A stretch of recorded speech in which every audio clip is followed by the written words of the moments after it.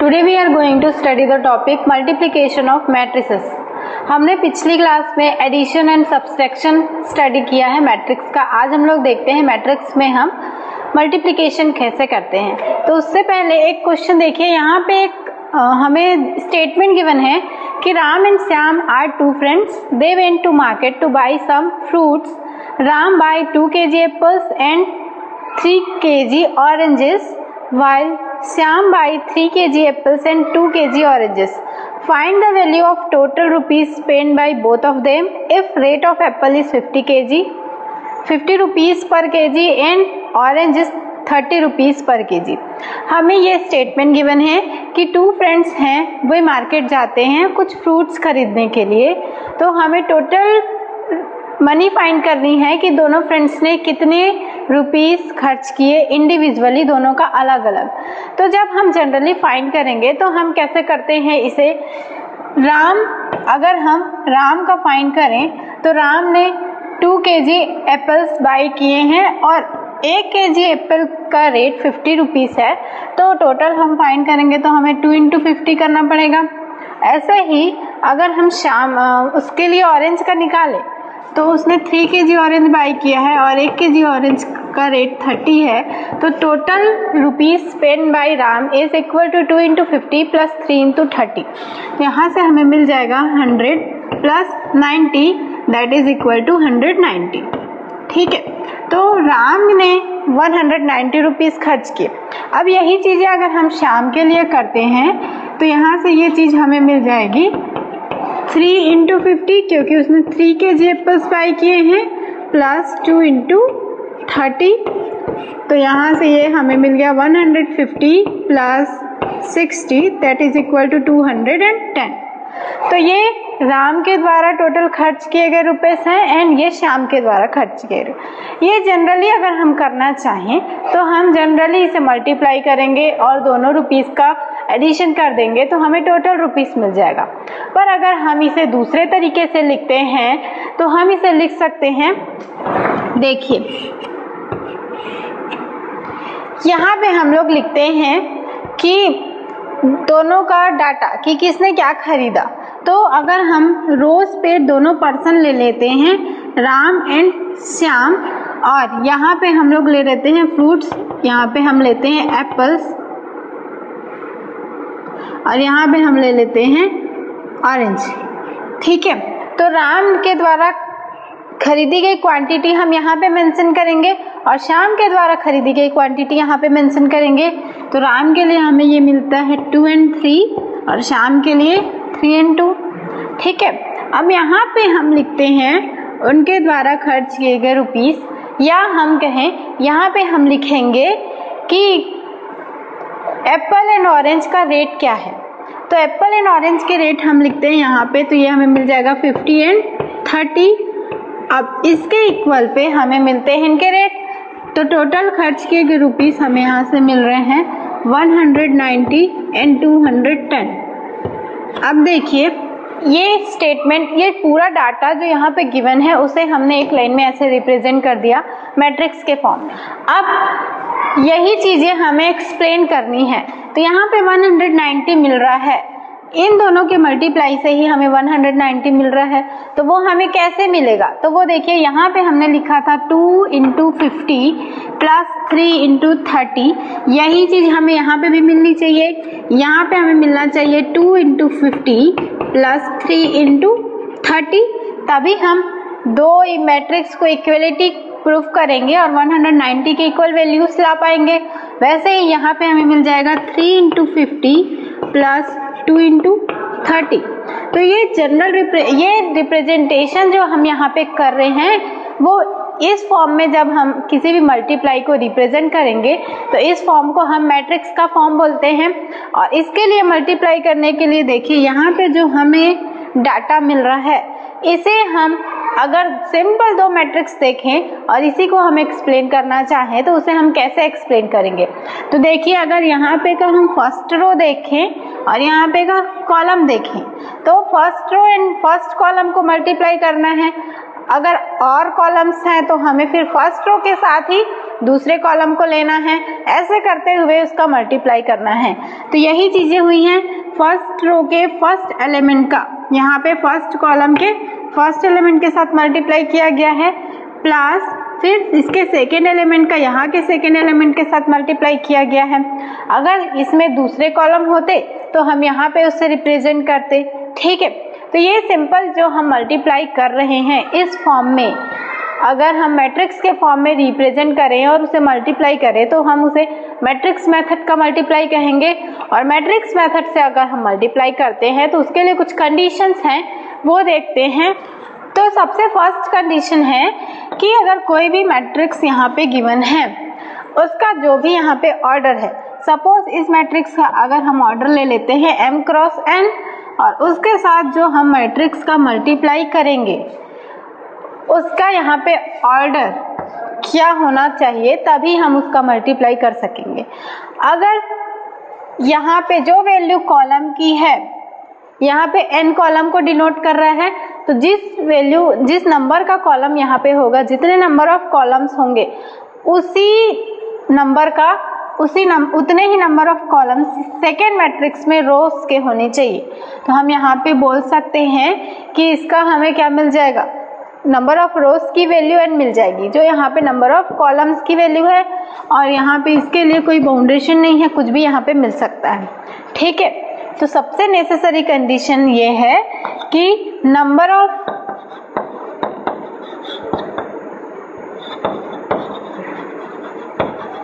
columns in first matrix is equal to number of rows in second matrix। ये इसकी एक necessary condition है। तो जब भी हमें दो मैट्रिक्स देंगे और उनका मल्टीप्लाई करने के लिए कहा जाएगा तो सबसे पहले हमें यही देखना है कि जो फर्स्ट मैट्रिक्स गिवन है उसमें जितने नंबर ऑफ कॉलम्स हैं उतने number of rose second matrix में है या नहीं। अगर है तभी हम उनका मल्टीप्लाई करेंगे, और अगर ऐसा कंडीशन हमें नहीं मिलता तो हम उसका मल्टीप्लाई नहीं कर सकते, ठीक है। तो एक एग्जांपल देखिए, अगर हमें यहाँ पे गिवन है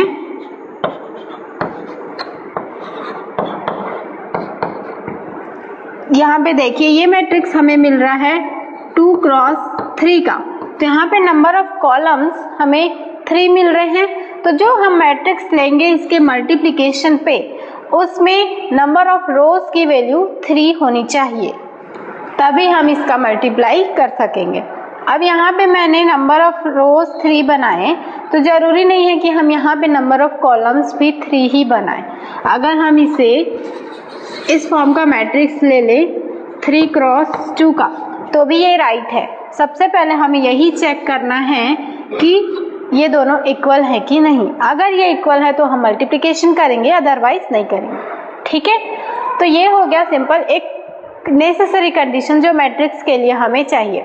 अब इसमें सेकेंड कंडीशन हमें ये मिलती है कि हम जब मल्टीप्लिकेशन करते हैं तो सबसे पहले हम यही चेक करते हैं इन दोनों टर्म्स को, ये तो हमें इक्वल मिल गए। उसके बाद जब हम इनका मल्टीप्लिकेशन कर लेते हैं तो जो हमें रिजल्ट मिलता है मल्टीप्लिकेशन का, उसका ऑर्डर हमें क्या मिलेगा।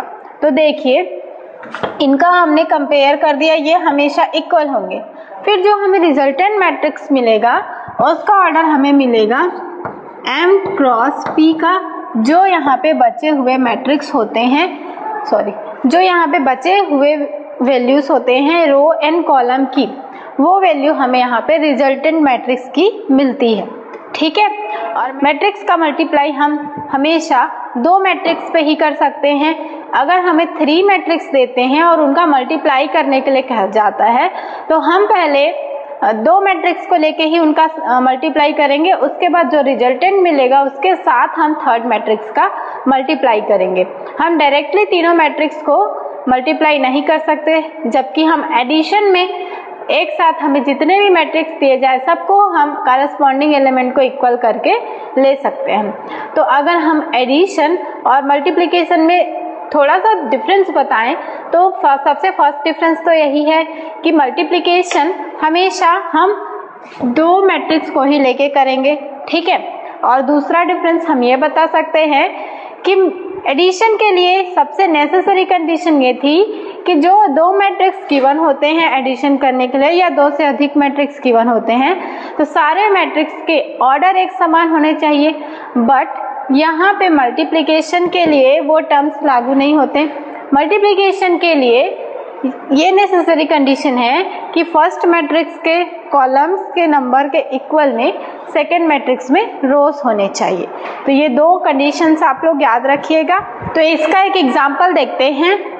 ये दो मैट्रिक्स गिवन है और हमें अगर इनका मल्टीप्लाई करना है तो सबसे पहले हम यही चेक करेंगे कि इनका ऑर्डर क्या है।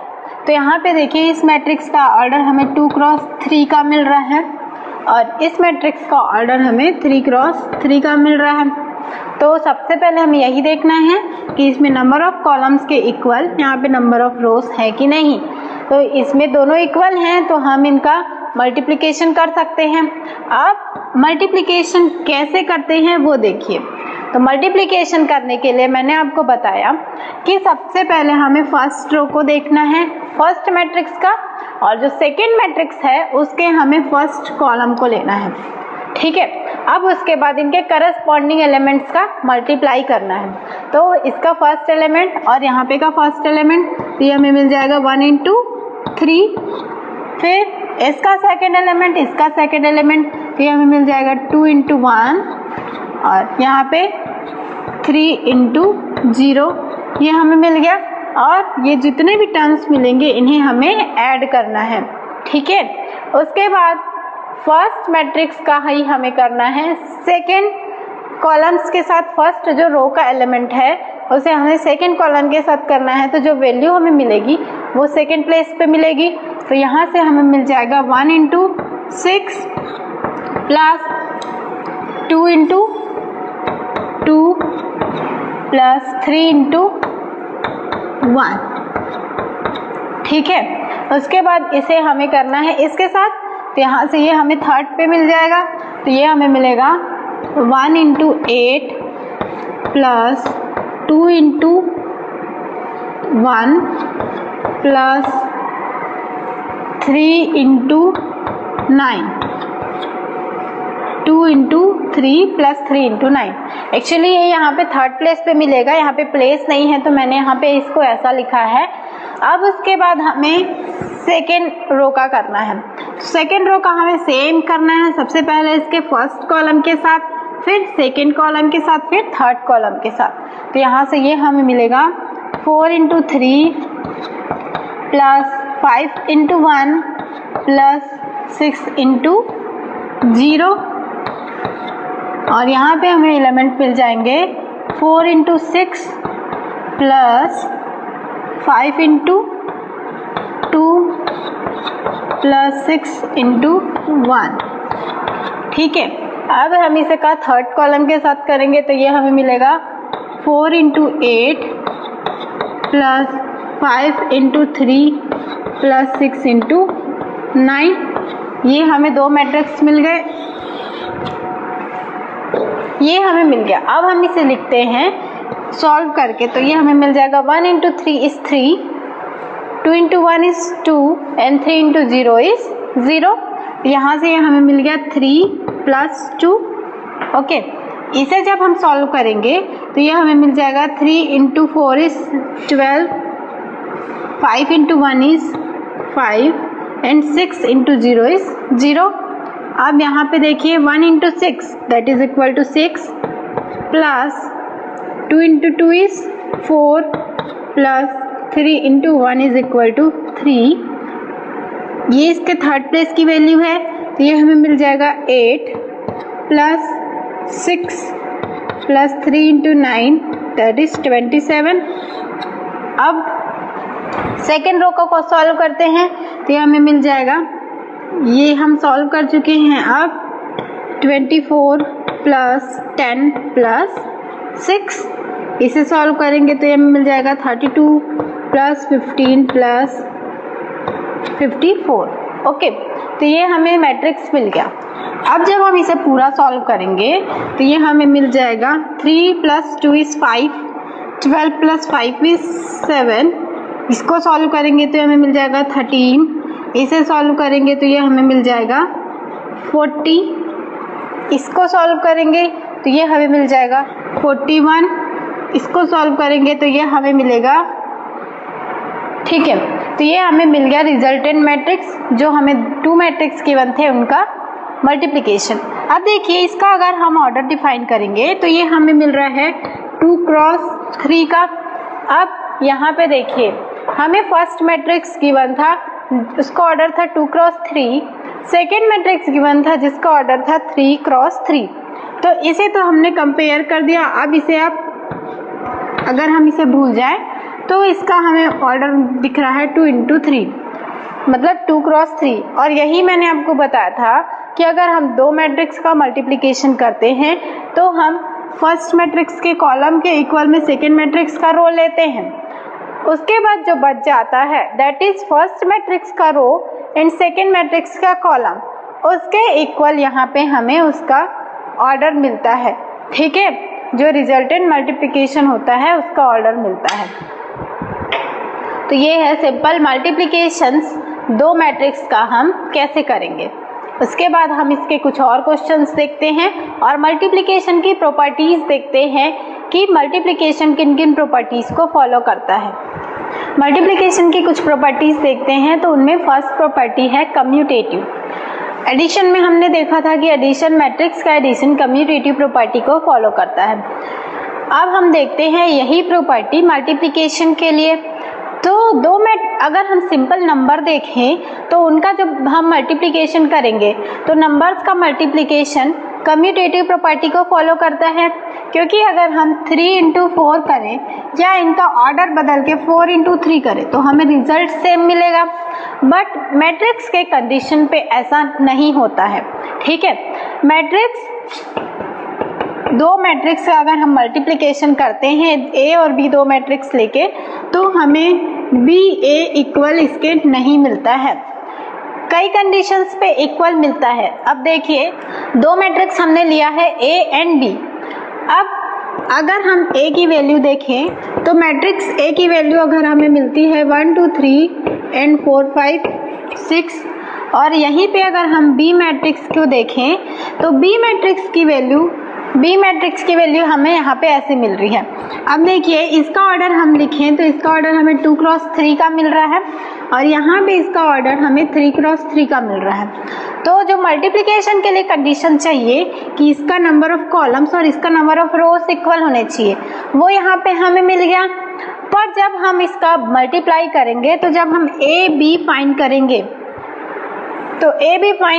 तो ए और बी के लिए ये फॉलो करेगा, क्योंकि यहाँ पे नंबर ऑफ कॉलम और इसके नंबर ऑफ रो के इक्वल है, तो हम ए बी फाइंड कर सकते हैं। और ए बी जो हमें मिलेगा उस मैट्रिक्स का ऑर्डर हमें क्या मिल जाएगा, 2 क्रॉस 3 का ऑर्डर मिल जाएगा। अब अगर हम बी ए फाइंड करना चाहते हैं तो बी ए अगर हमें फाइंड करना है तो यहाँ पे फर्स्ट मैट्रिक्स की बी है और ए सेकेंड मैट्रिक्स है। तो जो फर्स्ट मैट्रिक्स बी है तो इसके लिए हमें नंबर ऑफ कॉलम देखना पड़ेगा और सेकेंड मैट्रिक्स ए है तो इसके लिए हमें नंबर ऑफ रोज देखना पड़ेगा। तो उस कंडीशन पे ये नंबर ऑफ कॉलम और ये नंबर ऑफ रो ये दोनों इक्वल नहीं है तो हम बी ए फाइंड ही नहीं कर सकते, ठीक है। तो जब हम बी ए फाइंड नहीं कर सकते तो हम A B is equal to B A नहीं ले सकते। तो ये फर्स्ट कंडीशन हो गई कि जब हम 2 मैट्रिक्स लेते हैं और उनका मल्टीप्लाई करते हैं तो मल्टीप्लिकेशन अगर हम उनका ऑर्डर चेंज कर दे तभी भी वही मिले ये जरूरी नहीं है, वो हमें इक्वल नहीं मिलता है। बट सेकेंड कंडीशन देखिए, अगर हमें दोनों मैट्रिक्स सेम ऑर्डर के गिवन हो, अगर ये फर्स्ट मैट्रिक्स गिवन है हमें 2 क्रॉस 2 का और सेकेंड मैट्रिक्स हम देखें तो ये भी हमें 2 क्रॉस 2 का ही गिवन है, तो यहाँ पे इसके नंबर ऑफ कॉलम के इक्वल यहाँ पे इसका नंबर ऑफ रो है। तो अगर हम इस मैट्रिक्स को ए और बी मान लें तो हम ए और बी फाइंड कर सकते हैं, ए इंटू बी फाइंड कर सकते हैं और ए इंटू बी जब हम फाइंड करेंगे तो उसका ऑर्डर हमें 2 क्रॉस 2 का मिलेगा, ठीक है। अब अगर हम बी ए फाइंड करते हैं तो बी ए जब हम फाइंड करेंगे तो फर्स्ट मैट्रिक्स यहाँ पे बी है तो बी के लिए हमें नंबर ऑफ कॉलम देखना है और ए के लिए नंबर ऑफ रो देखना है। तो ये दोनों भी इक्वल है 2 and 2 तो यहाँ पे हम BA फाइंड कर सकेंगे और उसका ऑर्डर भी हमें 2 क्रॉस 2 का मिलेगा। तो इस कंडीशन पे BA एग्जिस्ट कर रहा है और जब हम इसे फाइंड करेंगे तो हमें AB is equal to BA भी मिलेगा क्योंकि दोनों का ऑर्डर सेम है। तो देखिए ये कम्यूटेटिव प्रॉपर्टी को फॉलो करता भी है और नहीं भी करता। कंडीशन ये है कि हमें सबसे फर्स्ट यही चेक करना है कि मल्टीप्लिकेशन एग्जिस्ट करेगा कि नहीं, और मल्टीप्लिकेशन तभी एग्जिस्ट करेगा जब फर्स्ट मैट्रिक्स के लिए नंबर ऑफ कॉलम इक्वल हो सेकेंड मैट्रिक्स के लिए नंबर ऑफ रो के। ठीक है, तो अगर ये दोनों इक्वल हैं तो हम इनका सिंपली मल्टीप्लाई करेंगे और इनका मल्टीप्लाई करेंगे और उसके बाद ये कम्यूटेटिव प्रॉपर्टी को फॉलो करे ये जरूरी नहीं है, क्योंकि कम्यूटेटिव प्रॉपर्टी को ये तभी फॉलो करेगा जब दोनों का ऑर्डर एक समान हो, number of rose number of column दोनों एक समान होने चाहिए, तभी ये फॉलो करेगा, अदरवाइज ये फॉलो नहीं करेगा। अब देखिए यहाँ पे मैंने नंबर ऑफ रो भी 2 लिया है, नंबर ऑफ कॉलम भी 2 लिया है, यहाँ पे भी सेम लिया है। अब सेकेंड कंडीशन ये भी होती है कि ये दोनों इक्वल नहीं हो, पर इसमें जो नंबर ऑफ रो है वो सेकेंड मैट्रिक्स के लिए नंबर ऑफ कॉलम होना चाहिए और इसमें जो नंबर ऑफ कॉलम है वो सेकेंड मैट्रिक्स के लिए नंबर ऑफ रो होने चाहिए। तो जब ऐसे इंटरचेंज वैल्यू भी हमें मिलती है तो भी ये कम्यूटेटिव प्रॉपर्टी को फॉलो करता है। ठीक है, तो सभी केसेस में ये कम्यूटेटिव प्रॉपर्टी को फॉलो नहीं करता। अब अगर ये कम्यूटेटिव प्रॉपर्टी फॉलो नहीं करता तो ये एसोसिएटिव प्रॉपर्टी भी फॉलो नहीं करेगा।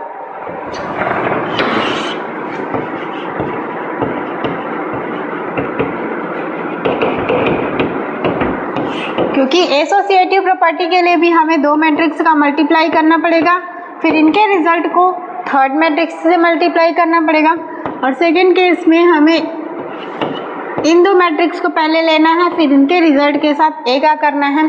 तो अगर ये कम्यूटेटिव ही फॉलो नहीं करेगा तो 3 मैट्रिक्स हम ले तो तीनों के ऑर्डर हमें हमारे लिए एग्जैक्ट मिले ये जरूरी नहीं है, तो ये एसोसिएटिव प्रॉपर्टी को भी फॉलो नहीं करता है। ठीक है, उसके बाद हम लोग देखते हैं एग्जिस्टेंस ऑफ मल्टीप्लिकेटिव आइडेंटिटी। तो यहाँ से देखिए मल्टीप्लिकेटिव आइडेंटिटी क्या होगा, ऐसा कौन सा मैट्रिक्स है जिसे हम किसी भी मैट्रिक्स के साथ मल्टीप्लाई करें, सेम ऑर्डर का हमें लेना है, तो सेम ऑर्डर के मैट्रिक्स के साथ मल्टीप्लाई करें तो हमें वही मैट्रिक्स मिलना चाहिए। तो अगर हम एक मैट्रिक्स A डिफाइन करते हैं तो ऐसे किस मैट्रिक्स के साथ हम उसे मल्टीप्लाई करें कि इसका रिजल्ट हमें यही मैट्रिक्स मिले। तो मैंने आपको जब पढ़ाया था तो मैंने आपको बताया था एक मैट्रिक्स का टाइप होता है आइडेंटिटी मैट्रिक्स, और आइडेंटिटी मैट्रिक्स को हम जब किसी भी मैट्रिक्स के साथ मल्टीप्लाई करते हैं तो हमें वही मैट्रिक्स मिलता है। अगर हम इनका ऑर्डर बदल के हम इसे ऐसा करते हैं तो भी हमें यही मैट्रिक्स मिलता है। ठीक है, तो ये है multiplicative identity, that is identity matrix. एक एग्जांपल देखिए, हमें गिवन है मैट्रिक्स, 2 मैट्रिक्स यहाँ पे गिवन है। फर्स्ट मैट्रिक्स है 3 -1 3 -1 0 and 2। सेकेंड मैट्रिक्स हमें गिवन है 2 -3 1 0 3 1। सबसे पहले हम इनका ऑर्डर देखते हैं। तो ये मैट्रिक्स हमें 2 क्रॉस 3 का गिवन है और ये मैट्रिक्स हमें 3 क्रॉस 2 का गिवन है। तो यहाँ पे हम फर्स्ट मैट्रिक्स के कॉलम एंड सेकेंड मैट्रिक्स के रो का अगर हम देखें तो ये दोनों ऑर्डर हमें इक्वल मिल रहे हैं, मतलब हम इनका मल्टीप्लिकेशन कर सकते हैं। तो जब हम इनका मल्टीप्लिकेशन करेंगे तो हमें मिलेगा, हम इसका फर्स्ट रो का ही मल्टीप्लाई पहले इसके फर्स्ट कॉलम के साथ करते हैं तो हमें मिलेगा 3 × 2 प्लस -1 × 1 प्लस 3 × 3। इसके बाद इसी रो का मल्टीप्लाई इसके सेकेंड कॉलम के साथ करेंगे तो हमें सेकेंड प्लेस की वैल्यू मिलेगी। तो यहाँ से हमें मिल जाएगा 3 × -3 प्लस -1 × 0 प्लस 3 × 1, ये वैल्यू मिल गई हमें। अब हम इसके सेकेंड रो का इसके फर्स्ट कॉलम के साथ एंड सेकेंड कॉलम के साथ मल्टीप्लाई करेंगे, हमें मिल जाएगा -1 × 2 प्लस 0 × 1 प्लस 2 × 3। ऐसे ही यहाँ पे हमें मिल जाएगा -1 into -3 plus 0 into 0 plus 2 into 1, ये वैल्यू हमें मिल गई। अब हम इसे आगे सॉल्व करते हैं तो ये हमें मिल जाएगा 2 इंटू 3 इज 6 प्लस ये मिल जाएगा -1 प्लस 9, यहाँ पे हमें मिल जाएगा -9 प्लस 0 प्लस 3, यहाँ पे हमें मिल जाएगा -2 प्लस 0 प्लस 6, 3 प्लस 0 प्लस 2, ये वैल्यू हमें मिल गई। अब हम जब इसे ऐड करते हैं तो ये हमें मिल जाएगा 6 माइनस 1 प्लस 9, तो हम इसे सॉल्व करेंगे तो हमें ये मिल जाएगा 15।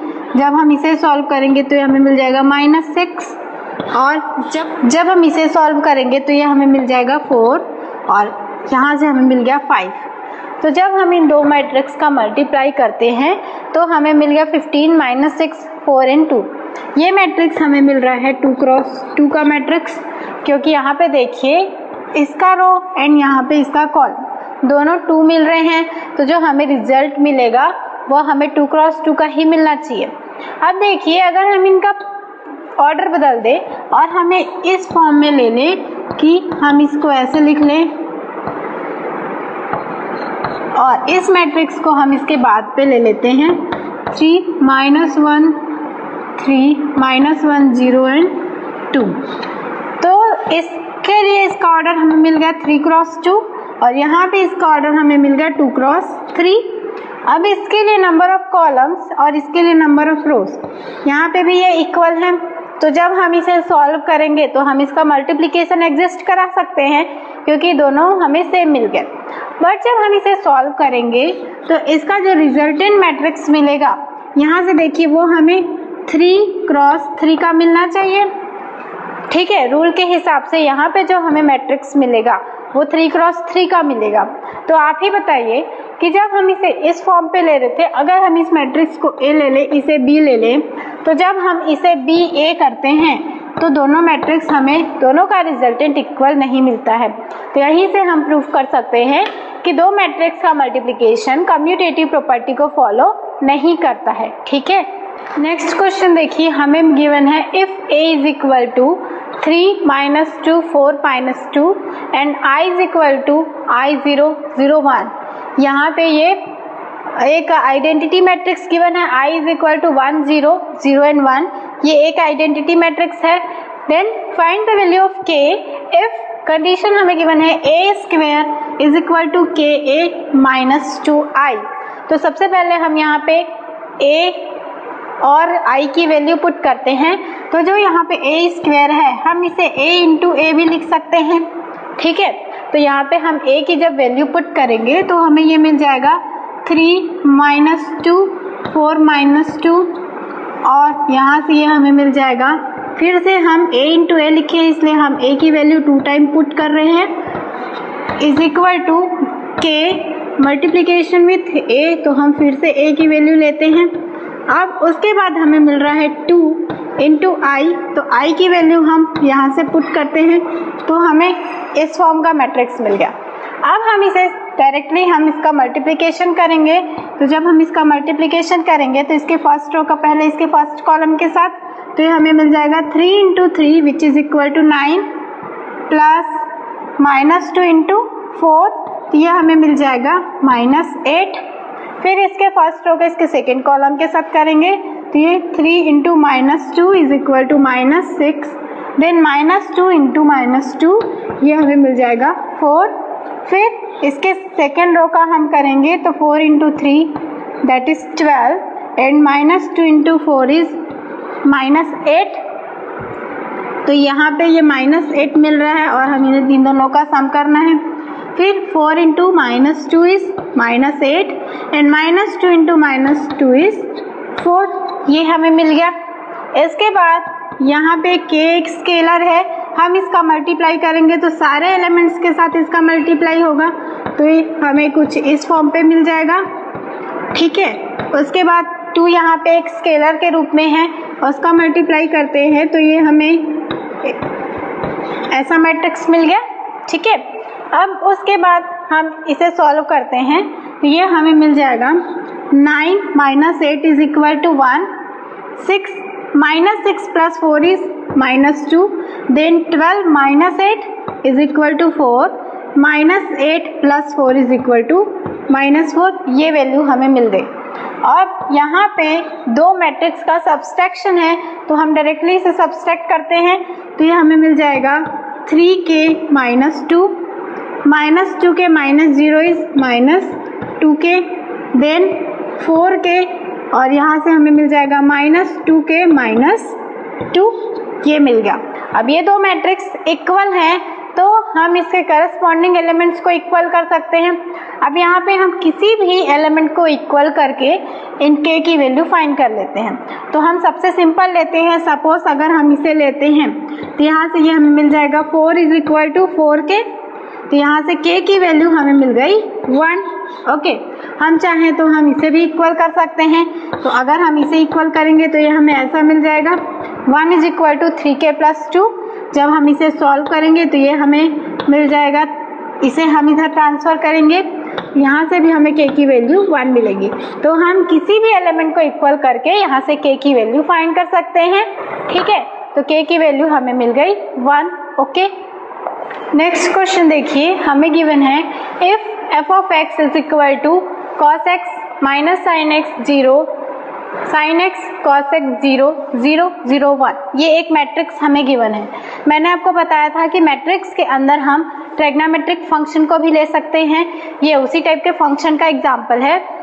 Then show that function of x into function of y is equal to function of x plus y. तो सबसे पहले हम function of x plus y फाइंड करते हैं। तो function of x plus y हमें क्या मिल जाएगा,